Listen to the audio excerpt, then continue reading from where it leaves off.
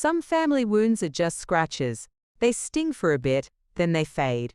This one cut to the bone. It's strange what your memory decides to keep. It's not the big moments, not really. It's the small stuff. For me, it's the memory of a square on our old mantelpiece. If you look closely, you can still see it. A faint outline where the wood is a fraction lighter. That empty space tells the whole story. It says everything my family never could. They wouldn't ever say it like this, but our family ran on a system. A simple one. My older brother Cooper was the sun. Bright, warm, the center of everything. And I was one of the rocks floating out in the dark. My main job was just to make him look brighter by comparison. I don't think it was a conscious cruelty. It was more like breathing. It was just the air in our house. It was built in 1,000 tiny moments. I remember Christmas when I was 15. I'd saved up for 2 months from my job bagging groceries to buy my dad this vintage t-shirt from a band he loved. I found it in a dusty little shop, already soft from years of use. I was so proud of it. I was so sure I'd finally gotten it right. He opened it, and I saw a flicker of real surprise. For half a second. Then he gave me the standard polite smile. "Oh, that's nice, James. Thank you." Then it was Cooper's turn. He handed over an envelope. Inside was a weekend golf trip for him and Dad. "To help you de-stress, Dad," Cooper said, his voice so smooth. And the reaction? It was like a floodgate opened. A huge laugh from my dad, a hug that lifted Cooper off the ground. He was the thoughtful one. My t-shirt was put on the end table. Forgotten. I wasn't the bad kid, I was just the B student to his A+. The quiet one at parties while he charmed everyone. I was the one who took a gap year, what my parents still call, when James was struggling. My job was to be the rough draft, so they could all admire their finished masterpiece. And the sickest part? I accepted it. For 28 years I thought it was my job. The beginning of the end was my parents' 40th anniversary, a proper party. The house didn't even feel like our house. It was full of strangers, caterers, and the smell of fancy appetizers instead of my mum's cooking. Cooper, of course, had organized most of it. He flew in with his fiancée, both of them just glowing with this easy success. I brought a bottle of expensive champagne that I knew would end up in the cabinet, saved for an occasion that would never come. Another trophy for the display. I already felt like a guest. The main event was my father's toast. He was going to give my mother our great-grandmother's diamond ring, newly restored. It was right there on the mantelpiece, in a small blue velvet box. A place of honor. Dinner was just noise. The sound of forks and knives, and in between, another story about Cooper's latest promotion. I was just pushing food around my plate, my silence, the usual background music to his success. Finally, Dad tapped his glass with a fork. The room went quiet. He smiled and walked to the fireplace to get the box, and then he just stopped. His hand hovered in the air, over an empty space. The silence that followed was heavy. I saw the color drain from my mother's face. A quiet, ugly panic started to spread through the room, like mold. People started murmuring, looking under cushions.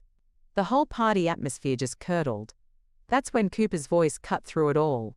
Calm, reasonable, the person in charge. "Okay, everyone, let's not panic, let's just think." His eyes scanned the room and locked right onto mine. "James," he said, his tone perfectly neutral. "You were standing over here earlier, weren't you? By the fireplace?" It wasn't an accusation. It was worse. It was a seed, planted in the most fertile soil you could imagine. My father's head snapped towards me. My mother's watery gaze followed. I felt that familiar heat on my neck, the burn of a spotlight I never asked for. My mouth went dry. Yeah, I was looking at the photos." I stammered, my own voice sounded thin. Guilty Cooper let the silence hang for a second. Then he delivered the final blow, his voice dripping with fake concern. "It's just, things have been a bit tight for you lately, right?" He said it to me, but he was talking to them. "If you needed money, you could have just asked." And that was it. The trap snapped shut. The whole room turned to me. The story was too perfect. The struggling son, the valuable heirloom. My denials were nothing. They didn't even register. My genuine stomach-churning shock? They just saw it as guilt. Then my father's voice, low, gravelly, filled with a disappointment that felt decades deep. James, just tell us where it is. He took a step towards me. We can handle this quietly. Don't make this worse. He didn't ask if I did it. He asked where it is. I looked at their faces. These people who had known me my entire life. They weren't seeing me. They were seeing the character they'd written for me. The troubled one. The one who makes mistakes. The one who would, eventually, do something like this. My eyes finally found Cooper. He had on a perfect mask of worried concern for his wayward brother. But for a flicker of a second, so brief I could have missed it, his eyes darted to his fiancée, and a look passed between them. Not a smile, just confirmation. Tiny nod that said, clear as day. See? Just like I told you. And in that silence, the whole structure of my world, of our family, it just fractured. It wasn't an accident. It was my function. Every B+ I got made his A+ shine brighter. He didn't just benefit from me being the scapegoat. No, he built that role for me. He maintained it. And in that one moment, he used it perfectly. My whole life, my identity in that family had been a lie I was forced to live so he could be the truth. And my pathetic need for their approval? That was the cage. I wasn't feeling anger. Not yet. This was cold. It was the feeling of total, terrifying clarity. I finally understood. I wasn't their son. I wasn't his brother. I was the villain of their story. A strange calm washed over me. The frantic need to scream, to defend myself. It was just gone. The ropes I'd been pulling against my whole life went slack. You're right, I said. My voice didn't shake. The room went dead silent. I looked at my father, then my mother. You needed someone to be the problem, I continued. I'm sorry I played the part for so long. I didn't wait for an answer. I turned, walked to the closet, and pulled out my coat. I didn't look back at my mother's gasp, or my father's stunned face. I pulled the keys from my pocket, slid their house key off the ring, and placed it on the small table by the door. It made a soft, final click against the wood. And then I walked out. Here's the part. One, hold on to the part they'll never know I know. I knew exactly where the ring was. Our grandmother, whose memory is starting to fray, had pulled me aside the week before. Worried it would get knocked over, she'd hidden it. In an old tea caddy at the back of the pantry, she made me promise not to tell, wanting it to be a little game. She forgot. I could have told them. I could have been the hero.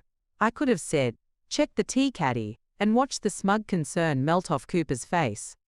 But proving I was innocent that one time would have changed nothing. It would have bought me a few awkward apologies before the system just reset itself.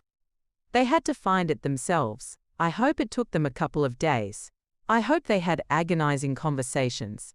And then, I hope my grandmother went to get some tea and brought out the box, confused about all the fuss. I try to imagine that moment. The silence in the kitchen. The slow, sickening realization on their faces. Them having to look at Cooper's perfect smile and remember the night they accused their other son of being a thief over a crime that never even happened. They didn't just lose a ring that night. They lost a son. And unlike the ring, I was never meant to be found again. In a family conflict like this, would you choose to break the silence or endure it just to keep the peace?